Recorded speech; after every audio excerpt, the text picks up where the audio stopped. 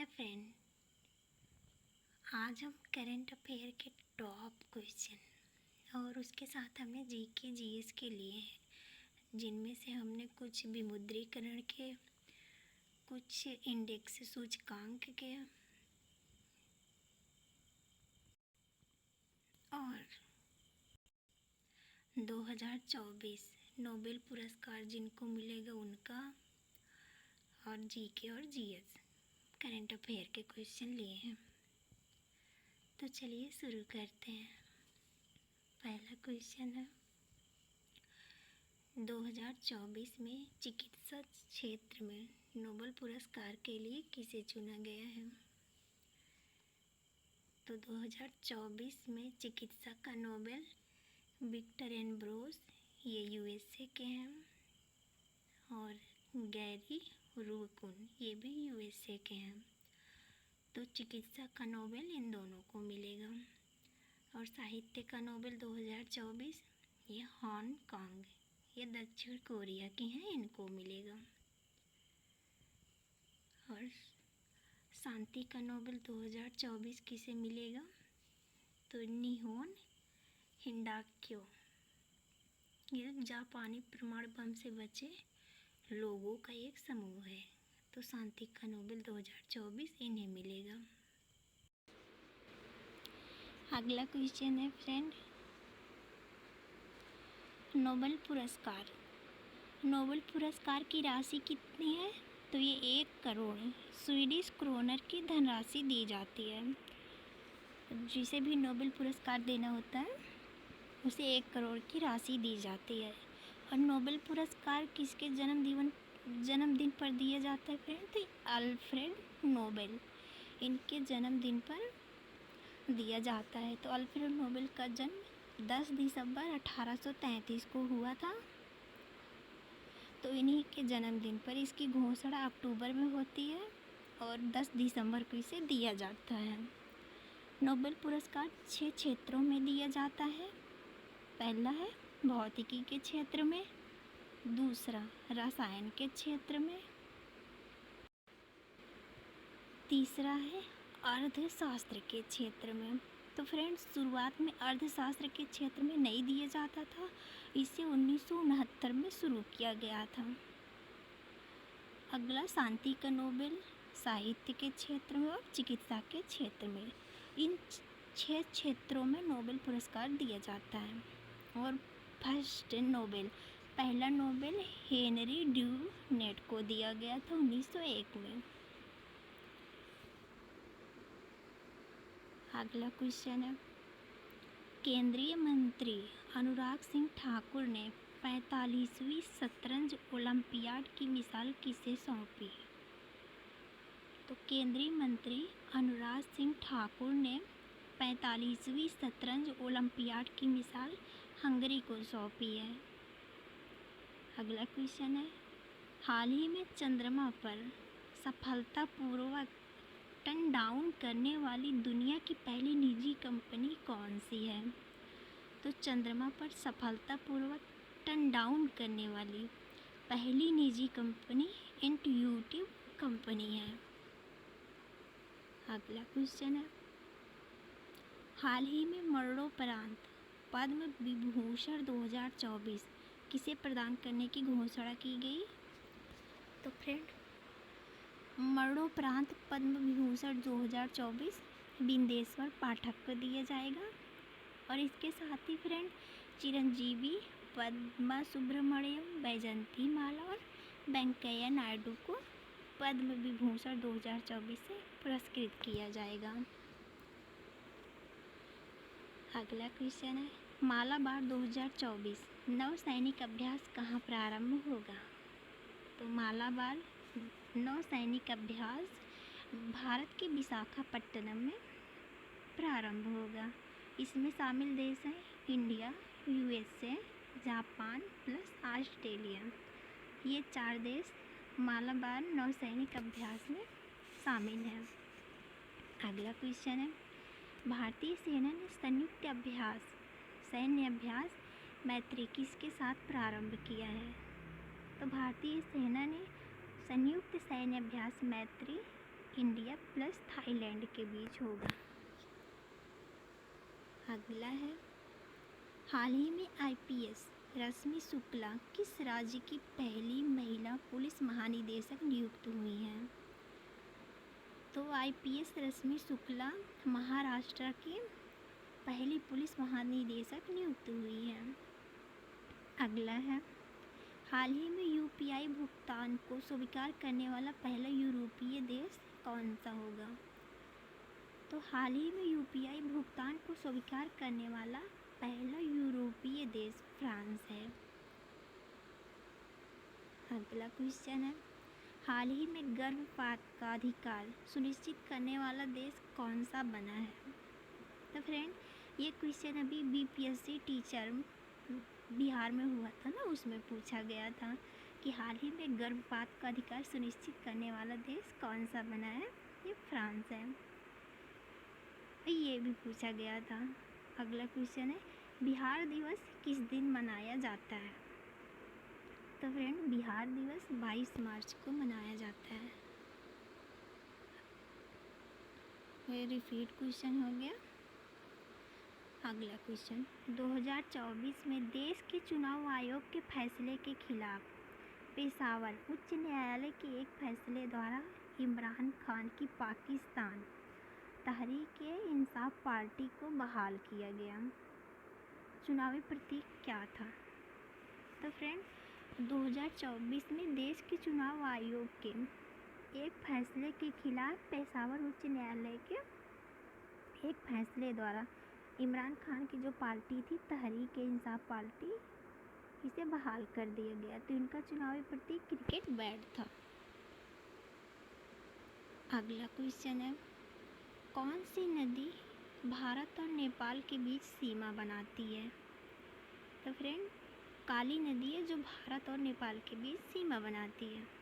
अगला क्वेश्चन है, मानव संचरण प्रणाली का कार्य क्या है? तो मानव संचरण प्रणाली का कार्य है पोषक तत्व तथा ऑक्सीजन का वितरण करना। अगला है, नेफ्रॉन का कौन सा हिस्सा छानने में शामिल है? तो फ्रेंड, नेफ्रॉन का कौन सा हिस्सा छानने में शामिल है? तो बोमैन कैप्सूल, ये छानने में शामिल है। अगला है, अब तक कितनी बार विमुद्रीकरण हुआ है? तो अब तक सिर्फ 3 बार विमुद्रीकरण हुआ है। तो फ्रेंड, एक बार स्वतंत्रता के पहले और 2 बार स्वतंत्रता पश्चात हुआ है। स्वतंत्रता से पहले 1946 में हुआ था अंग्रेज़ों द्वारा। 21 जनवरी 1946 को पहली बार विमुद्रीकरण हुआ था। इसके बाद हुआ था स्वतंत्रता के पश्चात 1978 में पीएम मोरारजी देसाई द्वारा। इसके वित्त मंत्री थे उस समय हरिभाऊ पटेल। 1978 में वित्त मंत्री कौन थे? तो हरिभाऊ पटेल थे। और 1978 में आरबीआई गवर्नर आरजी पटेल थे। इसके बाद फिर हुआ था विमुद्रीकरण 2016 में। तीसरा विमुद्रीकरण 2016, 8 नवंबर 2016। इस समय भारत के पीएम प्रधानमंत्री नरेंद्र मोदी थे और इस समय वित्त मंत्री अरुण जेटली थे और आरबीआई के गवर्नर उर्जित आर पटेल थे। तो फ्रेंड, ये क्वेश्चन वेरी वेरी इम्पोर्टेंट है। अब तक कितनी बार विमुद्रीकरण हुआ? तो 3 बार हुआ है। 2 बार स्वतंत्रता के पश्चात, 1 बार स्वतंत्रता के पहले हुआ है। अगला क्वेश्चन है, इलाहाबाद हाई कोर्ट की स्थापना कब हुई थी? तो इलाहाबाद उच्च न्यायालय की स्थापना 1866 में हुई थी और कोलकाता, मुंबई और मद्रास की स्थापना उच्च न्यायालय की स्थापना 1862 में हुई है। और उसके बाद पटना उच्च न्यायालय, तो फ्रेंड, पटना उच्च न्यायालय की स्थापना 1916 में हुई है। इसके बाद अगला है तेलंगाना, आंध्र प्रदेश। ये नए यहाँ पे नए उच्च न्यायालय की स्थापना हुई थी एकदम लास्ट में 2019 में। तेलंगाना और आंध्र प्रदेश में उच्च न्यायालय की स्थापना की गई। अगला क्वेश्चन है, जापान की संसद का क्या नाम है? तो फ्रेंड, जापान की संसद का नाम डायट है और जापान की मुद्रा येन है और जापान की राजधानी टोक्यो है। तो जापान की राजधानी टोक्यो, संसद डायट, मुद्रा येन है। बांग्लादेश की राजधानी ढाका, इसकी मुद्रा टका और इसकी संसद जातीय संसद है। फ्रेंड, बांग्लादेश, राजधानी ढाका, मुद्रा टका, संसद जातीय संसद। भूटान है। अगला देश है भूटान। तो भूटान की राजधानी कहाँ है? थिम्पू में है और भूटान की मुद्रा है न्यूगलड्रम और भूटान की संसद का नाम है तो सोंगडू। इसके बाद अगला देश है चीन। तो चीन की राजधानी है बीजिंग, चीन की मुद्रा है रेनमिनबी और चीन की संसद का नाम है पीपुल्स कांग्रेस। अगला क्वेश्चन है, गांधी जी के राजनीतिक गुरु कौन थे? तो फ्रेंड, गांधी जी के राजनीतिक गुरु कौन थे?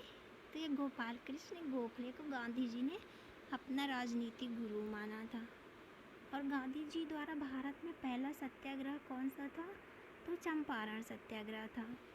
चंपारण सत्याग्रह 1917 में शुरू किया गया था। फ्रेंड, ओके, लिख दो।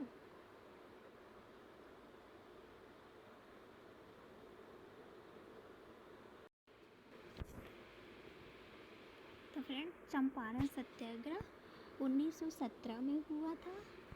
और चंपारण सत्याग्रह में गांधी जी को चंपारण में किसने बुलाया था? फ्रेंड, तो राजकुमार शुक्ल ने गांधी जी को चंपारण आने के लिए आमंत्रित किया था, बुलाया था। और ये किस लिए हुआ था? तो 3/20 भाग पर नील की खेती के लिए हुआ था। आपसे पेपर में ये भी क्वेश्चन पूछ सकता है फ्रेंड कि गांधी जी चंपारण सत्याग्रह के समय गांधी जी के सहयोगी कौन थे? तो चंपारण सत्याग्रह में गांधी जी के सहयोगी थे राजेंद्र प्रसाद थे, अनिरुद्ध नारायण सिन्हा थे, उसके बाद महादेव देसाई थे और एक नरहरि पाठ थे। ये 4-5 लोग थे। अगला है, कांग्रेस के एकमात्र अधिवेशन। गांधी जी ने कांग्रेस के एकमात्र अधिवेशन की अध्यक्षता की थी। वो अधिवेशन है बेलगाम अधिवेशन 1924। तो फ्रेंड, बेलगाम अधिवेशन 1924, इसकी अध्यक्षता गांधी जी ने की थी और ये गांधी जी का एकमात्र अधिवेशन था जिसकी अध्यक्षता गांधी जी ने की थी।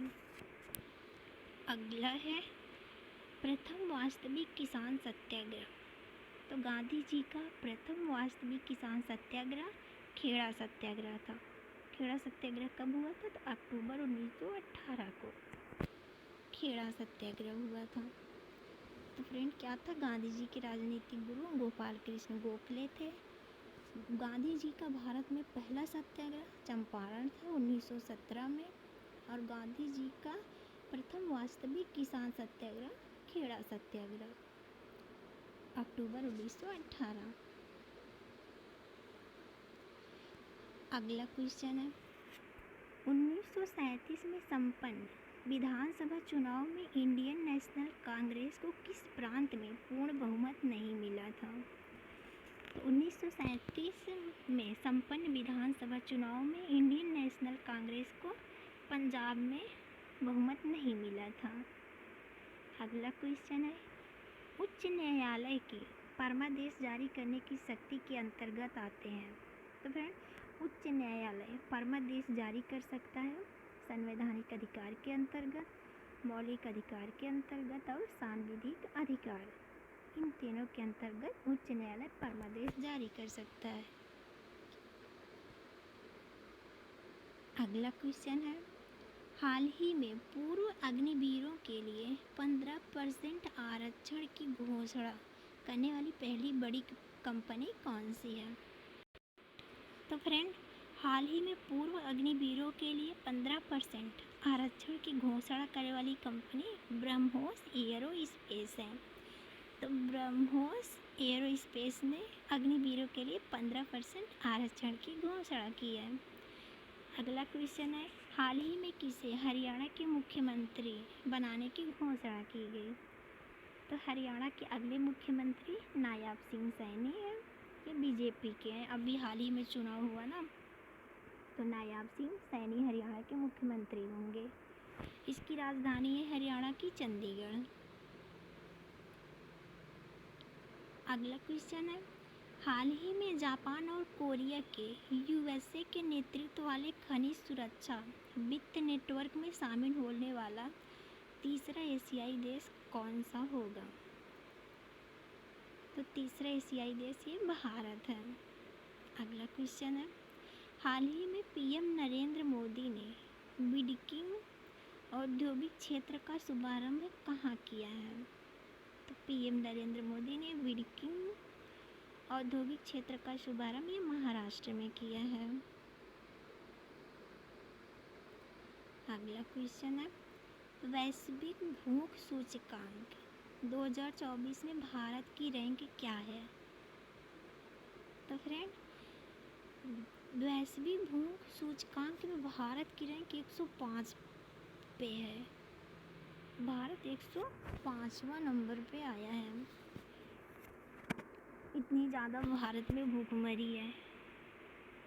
टॉप पर बेलारूस था और टोटल कंट्री 125 थी। टोटल 125 कंट्रीज में शामिल थे। एकदम टॉप पे फ्रेंड, जहाँ पे भूखमरी नहीं है तो बेलारूस है। अगला है, प्रकृति बहाली पर विनियमन नेचर रेस्टोरेशन जो 18 अगस्त 2024 को लागू हुआ, इसका संबंध किससे है? तो यूरोपीय संघ से है। तो फ्रेंड, हमारी मेहनत, हमारी वीडियो आपको अच्छी लगी तो हमारे चैनल को लाइक और सब्सक्राइब करिएगा। अगला क्वेश्चन है, केंद्र सरकार ने किस परियोजना के तहत 52 जासूसी उपग्रहों को तैनात करने की मंजूरी दी है? तो फ्रेंड, हाल ही में केंद्र सरकार ने SBS थर्ड परियोजना के तहत 52 जासूसी उपग्रहों को तैनात करने की मंजूरी दे दी है। इसका अगला क्वेश्चन है, हाल ही में यरूशलेम के आतंकी संगठन हिज़्ब उत तहरीर पर किसने प्रतिबंध लगा दिया है? तो फ्रेंड, ये भारत ने यरूशलेम के आतंकी संगठन हिज़्ब उत तहरीर पर प्रतिबंध लगा दिया। अगला क्वेश्चन है, हाल ही में लोकसभा अध्यक्ष ओम बिरला ने हर घर दुर्गा अभियान कहाँ शुरू किया? तो फ्रेंड, लोकसभा अध्यक्ष ओम बिरला ने हर घर दुर्गा अभियान महाराष्ट्र में शुरू किया है। अगला है, भारत में क्रूज पर्यटन को बढ़ावा देने के लिए क्रूज भारत मिशन कहाँ प्रारंभ हुआ है? तो भारत में क्रूज पर्यटन को बढ़ावा देने के लिए मुंबई में क्रूज भारत मिशन प्रारंभ हुआ है। अगला है, हाल ही में भारत का पहला एकीकृत राज्य स्तरीय साइबर कमांडो नियंत्रण केंद्र कहाँ प्रारंभ किया जाएगा? तो फ्रेंड, भारत का पहला एकीकृत राज्य स्तरीय साइबर कमांडो नियंत्रण ये महाराष्ट्र में प्रारंभ किया जाएगा। अगला है, हाल ही में जिनेवा में 149वीं IPU असेंबली में संसदीय प्रतिनिधिमंडल का नेतृत्व कौन करेगा? तो लोकसभा अध्यक्ष ओम बिरला जिनेवा में 149वीं IPU असेंबली में संसदीय प्रतिनिधिमंडल का ये नेतृत्व करने वाले होंगे। तो फ्रेंड, अगला क्वेश्चन है, हाल ही में राजकुमार हिरानी को किस सरकार ने किशोर कुमार पुरस्कार से सम्मानित किया? ये मध्य प्रदेश की सरकार है फ्रेंड। मध्य प्रदेश की सरकार ने राजकुमार हिरानी को किशोर कुमार पुरस्कार से सम्मानित किया है? तो अगला क्वेश्चन है, हाल ही में यूनिसेफ को स्वास्थ्य और पोषण सहायता प्रदान करने वाला तीसरा सबसे बड़ा आपूर्तिकर्ता देश कौन सा बना है? तो फ्रेंड, भारत, अपना भारत बना है। यूनिसेफ को स्वास्थ्य और पोषण सहायता प्रदान करने वाला तीसरा सबसे बड़ा आपूर्तिकर्ता देश भारत बना है।